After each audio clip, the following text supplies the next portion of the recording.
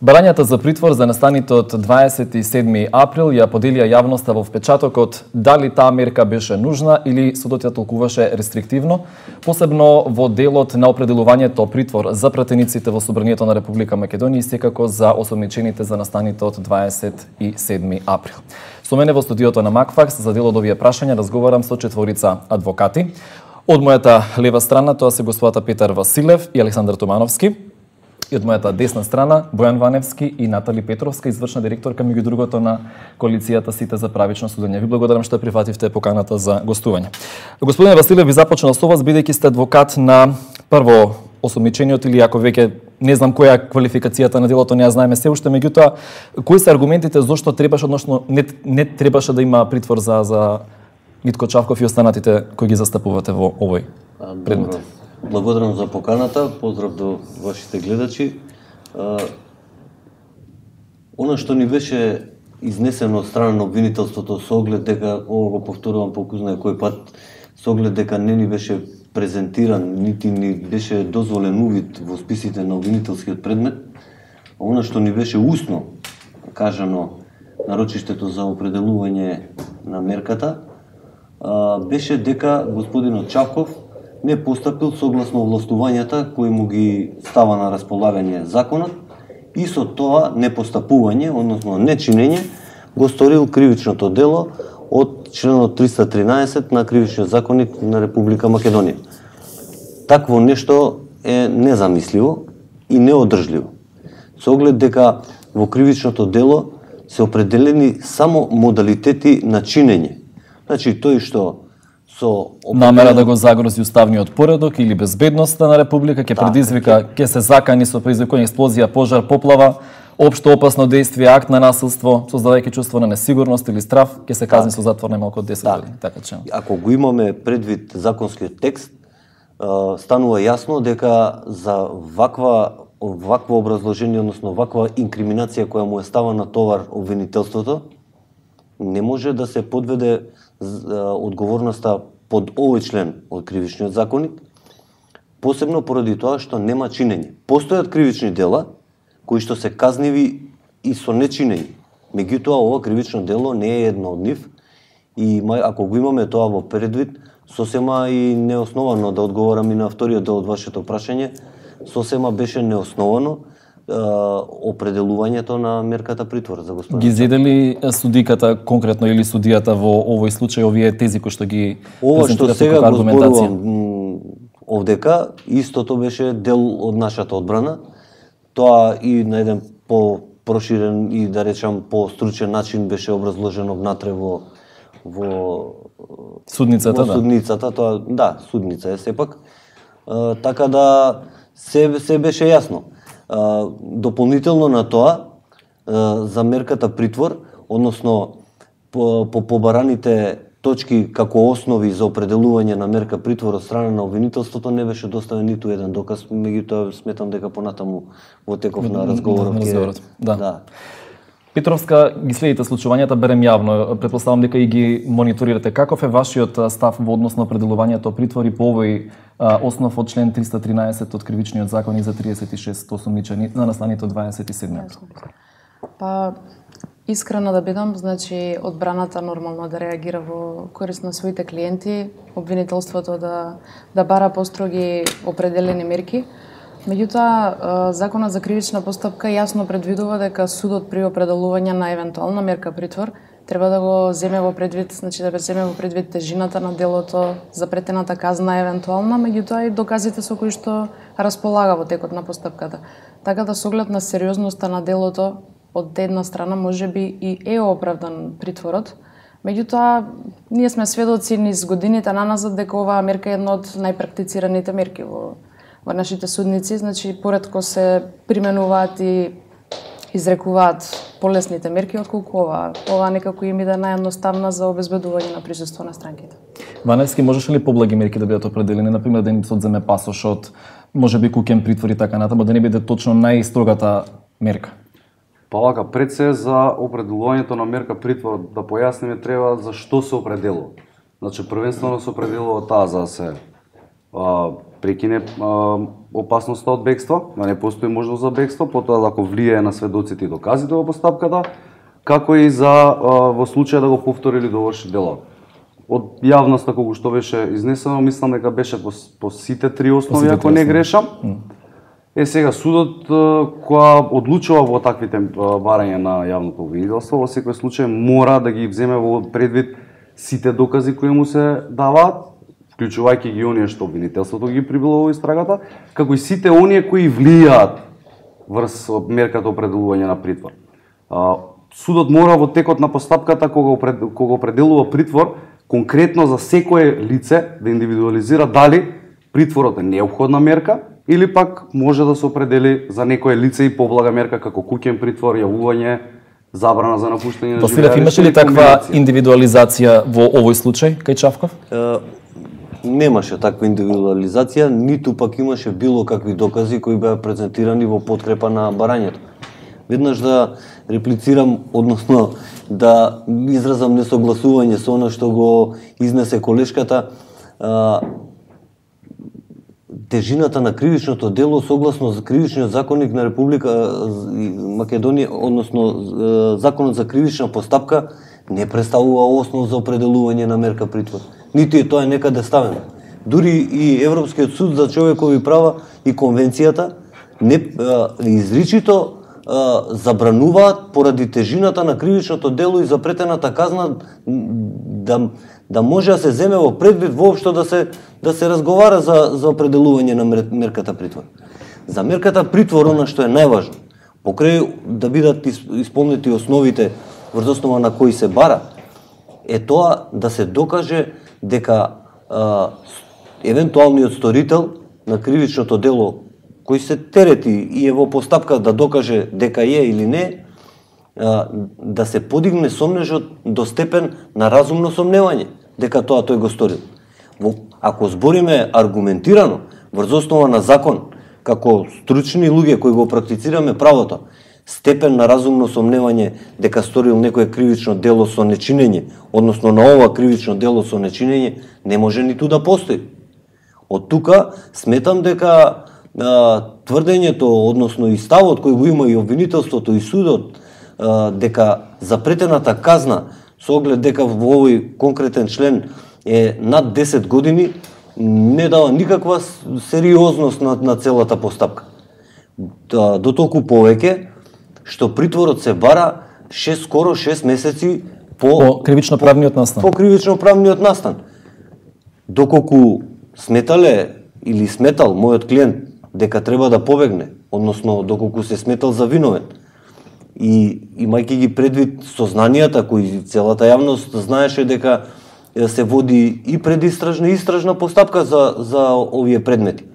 Во медиумите ги слушнавме и представниците на дипломатските представништва во Република Македонија, па дури тоа се подигна и до степенот да од Брисел беше побарано да се овој случај расветли, така да беше евидентно дека ќе започне некоја истражна постапка. Така да ако мојот клиент мислел да бега, односно осеќал вина за ова кривично дело, тој сигурно до сега ќе ја напуштел Република Македонија и ќе станел недостапен за органите на прогонот. Така да 6 месеци по завршувањето, односно по критичниот ден, да се бара мерка за притвор за да се обезбеди неговото присуство, а за другите основи воопшто и да не разговара. Тумановски во однос на квалификацијата на ова кривично дело 313 од кривичниот законник и секако основите за кои што се бара притвор, дали во јавноста се појави дилема, дали оправдано од првиот до последниот 36 луѓе да бидат обвинети за едно исто кривично дело, секако постои како хипотеза, меѓутоа тоа да биде основата врз која што ќе биде изречена оваа мерка притвор за сите 36. Колку што знам, тоа е во фаза на истрага. Во истрагата не значи дека ќе остане и квалификацијата на кривично дело за кој што се тератат или ќе бидат товарени овие осумничени. Во таа фаза би можело да дојде до промена на самата квалификација, така да не значи дека сите ќе бидат теретени за член 313 од кривичниот законник. Поднос дали е исправна тоа што се има донесено и дали требало сите да бидат со мерката притвор, колку што знаеме дека и тие што беа во куќен притвор сега имат замена за мерка притвор. Со притвор, да. Да. Ние прво направивме една анализа заедно со ОПСЕ и со професор Божаровска и судијата од претходна постапка од Славица Андреевска, во која што и таму укажавме дека линеарно не бројот на притвори порано што беше определуван во поранешниот период и пред воведувањето на специјалното јавно обвинителство беше енормен. Така да, еве би кажал дека низ годините, мислам дека некаде 2011 година бројката за притвори кој што беше определена во Република Македонија беше 650 лица. Кулминацијата е некаде 2013 година кога достигна бројката на ниво на цела Македонија 770 лица. За разлика после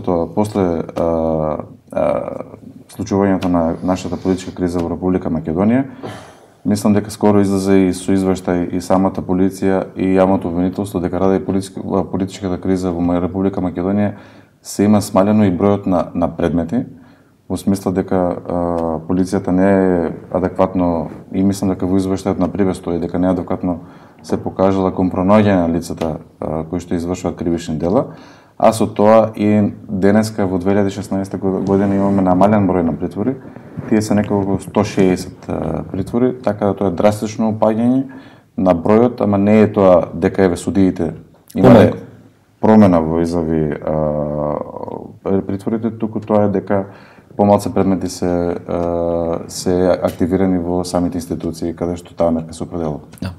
Ванески, вие сте адвокат на дел од обвинетите за, или на еден, ако не се лажам, за обидот за убиство на пратеникот Зијадин Села. Беше определен притвор, ако не се лажам, уште еднаш. До каде е постапката? Постапката е во тек, сега сме во фаза на оцена на обвинителен акт, така да чекаме се закаже рочиште да може да почнеме и да видиме што понатаму. Ти останувате натаму во притвор? Да, тие се уште во притвор, притворот е продолжен. Колку пати до сега продолжен? 2 пати? Едно продолжување имаше, заедно со предлогот, односно со обвинителниот акт. За понатака ќе видиме што ќе се случи. Добро.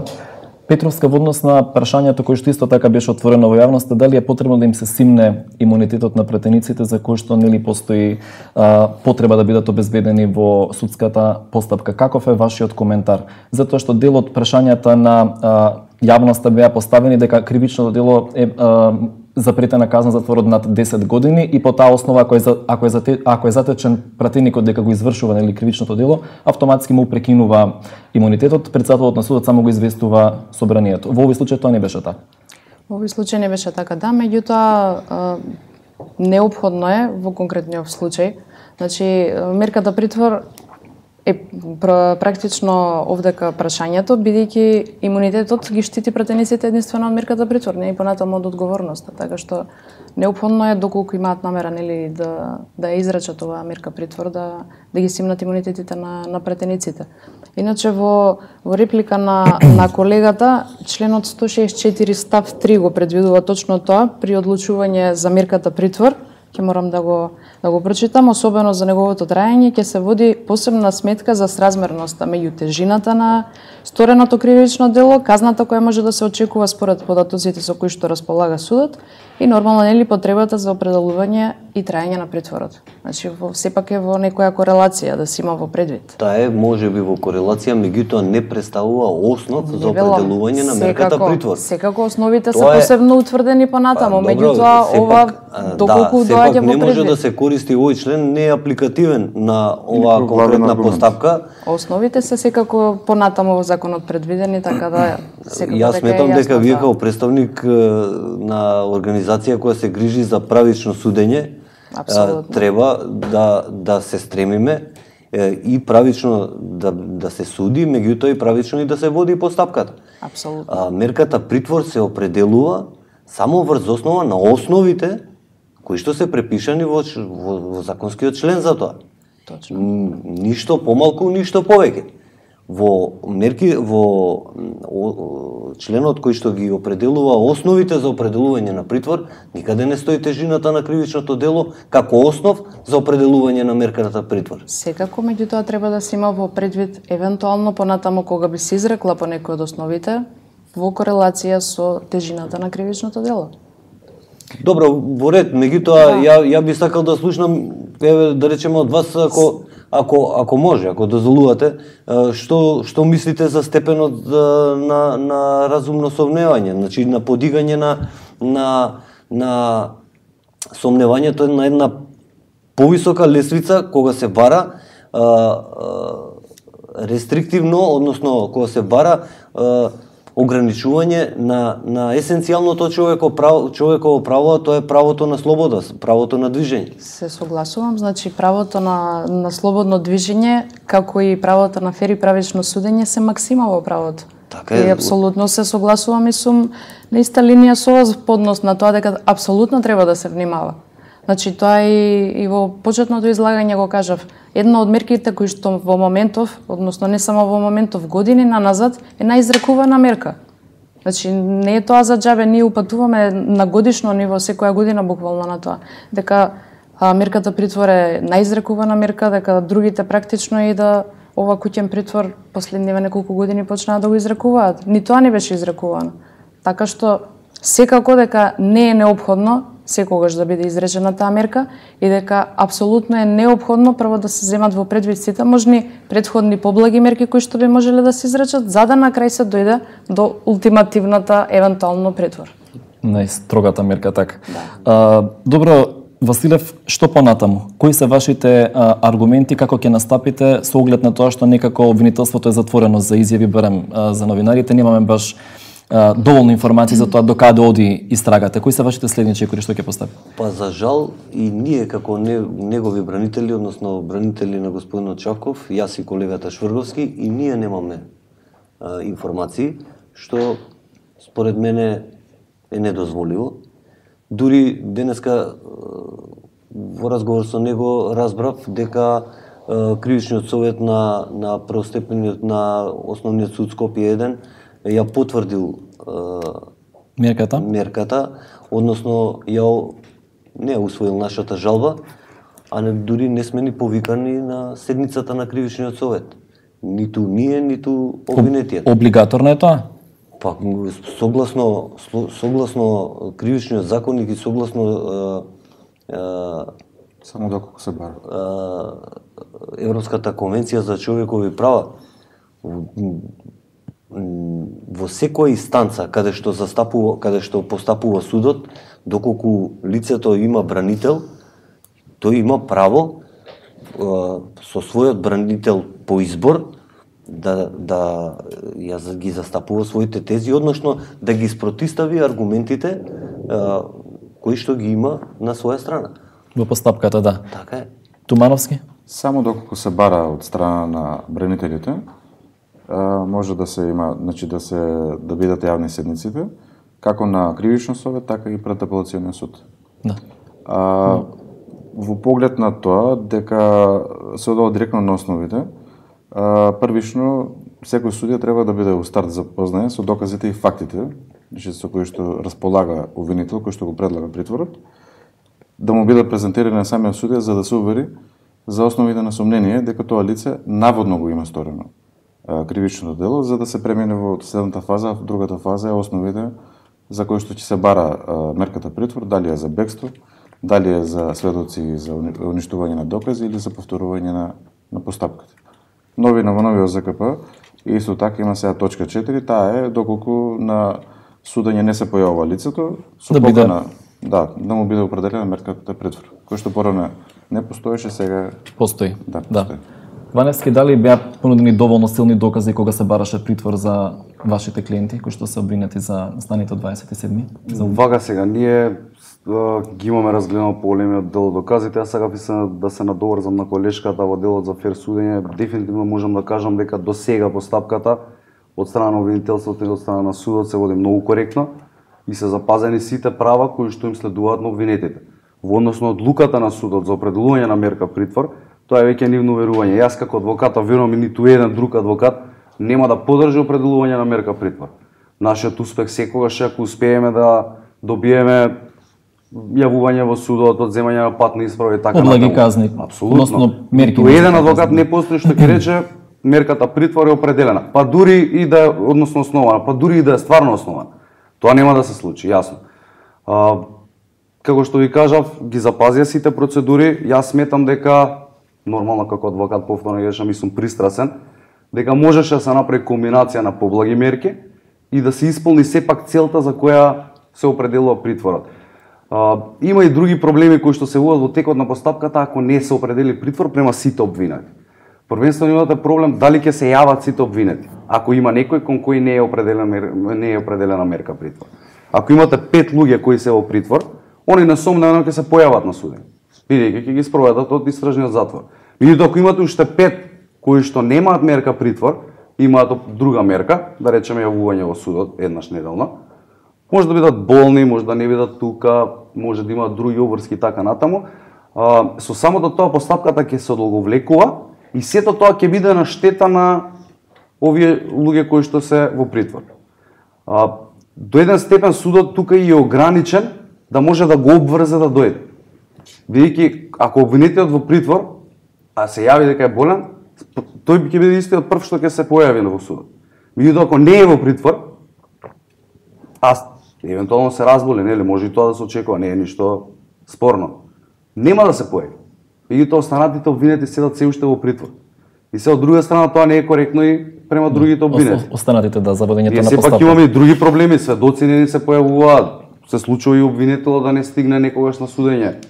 Петровска, вие имате мониторинзи во однос на тоа колку судење се одлага токму заради притворите, што велат статистиките, анализите ваши? Статистиките велат дека генерално огромен број на судски расправи се одлагаат, значи изминатава година имаме статистички податоци дека отприлика 70% од генерално, значи не само постапки од организиран криминал, него генерално сите кривични постапки, дека се одлагаат. И како една од причините за одлагањето, значи од овие 70%, 1/3 од нив се должат на тоа дека токму обвинетите не се донесувани, односно спроведени од институциите каде што се во притвор или издржуваат казни во судниците кога нели има потреба за тоа, односно кога се во тек постапките. Василев, дали ги застапувате Груевски и Бошковски и нивното бегство, целата ситуација со Врховниот суд, создаде можеби една перцепција, една клима во јавноста дека сепак е подобро да се обезбедат во постапката со притвор, нели, говориме за настаните од 27, отколку да им се дозволи секако да се бранат од слобода и да не можат потоа да бидат достапни за органите? Па јас на ова прашање би ви одговорил на следниот начин. Постапката која што ја водеше, односно истрагата и предистрагата која што ја водеше специјалното јавно обвинителство, конкретно за овие двајца обвинети кои се мои клиенти, траеше отприлика околу година и пол пред да се побара, да се определи мерката за нив. Во тој наврат. Претходно, по основ на други предмети, беа побарани во повеќе наврати да се определат определени мерки, за едниот, за господинот Бошковски по благи мерки, да. А за господинот Груевски скоро во секој предмет беше побарано да се определи мерката притвор. Мерката не беше определена, правосилно му беше одземена патната исправа и господинот Горан Груевски во текот на целата истрага беше достапен на органите на прогонот. Со која аргументација обвинителството настапи за да побара од судот да му се определи ваквата мерка и врз основа на кои факти и докази, со оглед да се потребни докази за да се определат мерките по определените основи.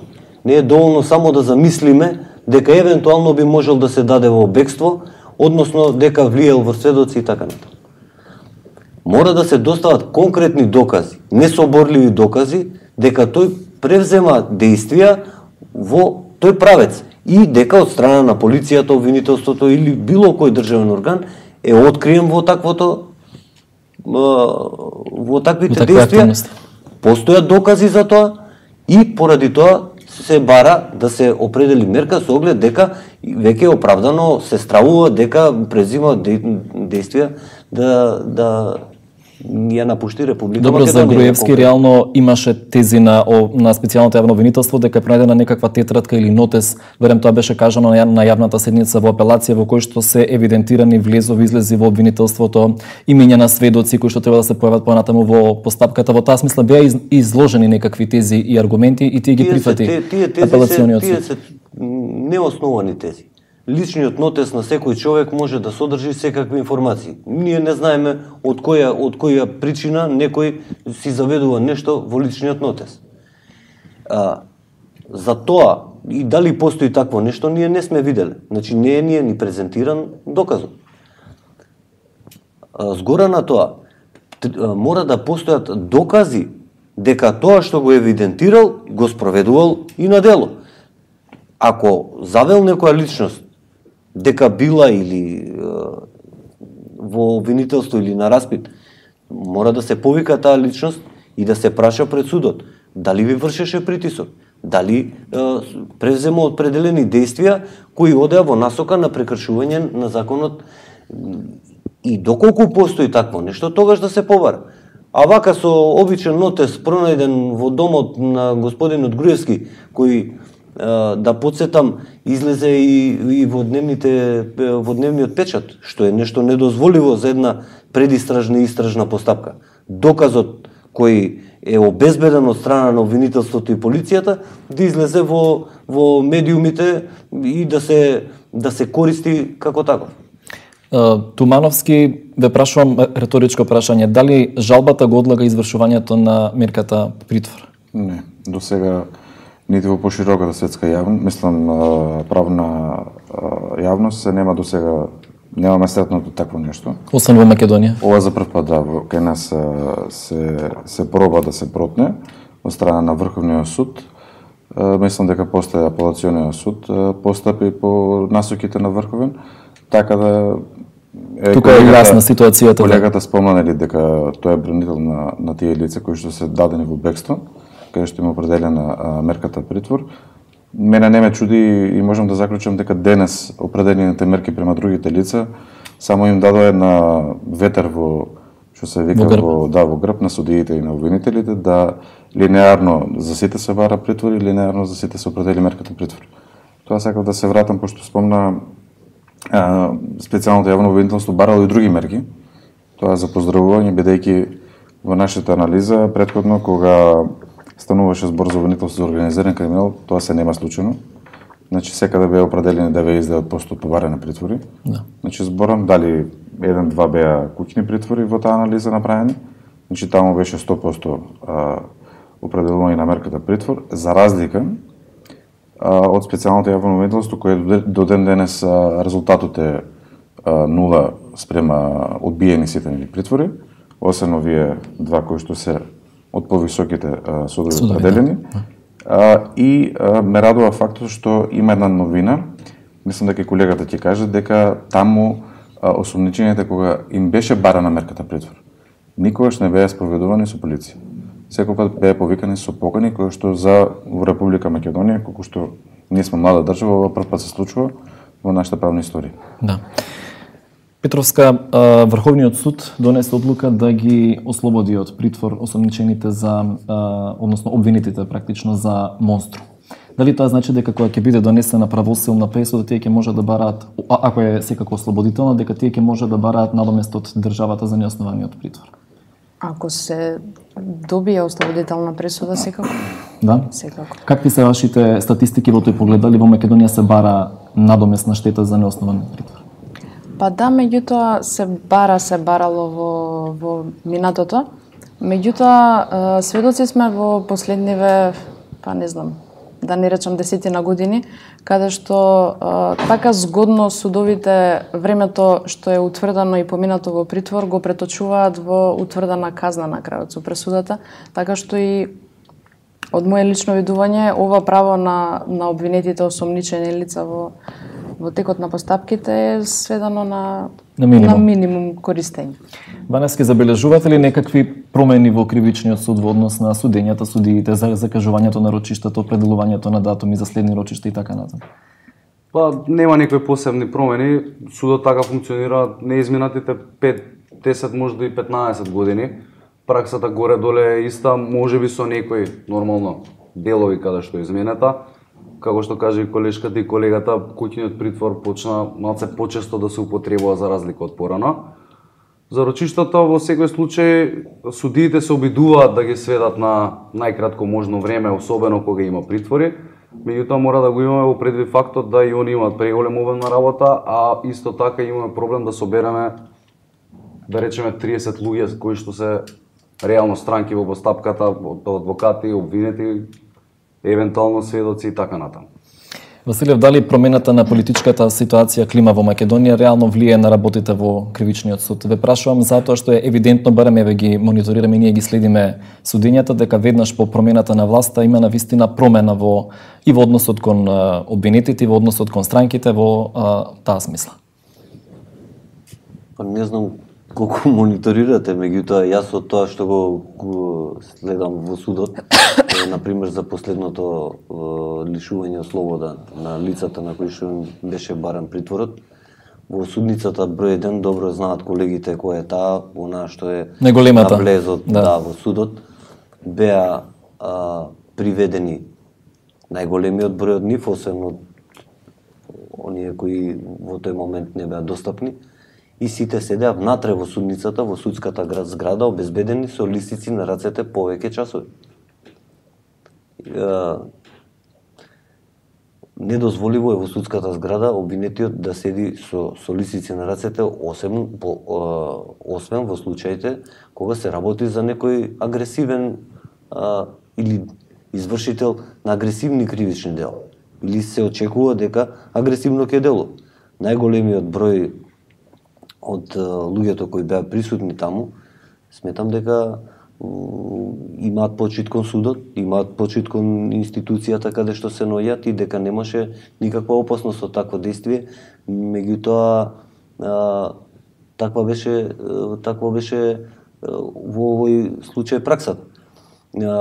Што се однесува пак до закажувањата на рочиштата кои претходно го разговарате, гледаме тенденција дека само оние предмети кои што се на СЈО се закажуваат. Јас прв пат во животот сум добил покана за 2 термина. Не знам дали колегиве некогаш добиле покана за едно судење кој во него содржи 2 термина. Добро, не сте биле во труст, ќе сте добиле 8 веројатно. Веројатно. Да. Меѓутоа и тој предмет е предмет од СЈО. Одбраната не бега од ни пречи таквото, да речеме, ако се обидуваме да го убрзаме судењето. Дури тоа може и да оди во корист на странките. Тие порано да си ја докажат својата невиност и порано да бидат ослободени од секаква постапка. Меѓутоа, кога ме прашувате за праксата, ви кажувам дека во конкретните предмети добиваме и по 2-3 претходно закажани дати кои претходно не беше пракса на судот. Беше пракса. Да. Сосема за крај, во каква состојба е Чавков? Комуницирате, се гледате? Да, комуницираме. Господинот Чавков е во добра психичка состојба, меѓутоа тој има одредени здравствени проблеми. Пред неколку месеца има доживено срцев удар и му е вметнат стент, така да тој има посебен режим, како и не е тоа нешто посебен заради него како лице кој има таков вид на проблеми, сите тие лица кои што болуваат од истата болест имаат посебен третман доколку сакаат да го одржуваат своето психофизичко здравје, значи мора да се движи од 8 до 10 километра секој ден за да може да му биде подобра ситуацијата, а во затворските услови таква можност нема. Целокупна релевантна медицинска документација исто така беше представена на рочиштето за определување на мерката, меѓутоа таа не беше земена во предвид и за жал му беше определена мерката предвид. Господа, ви благодарам за учеството во дебатата.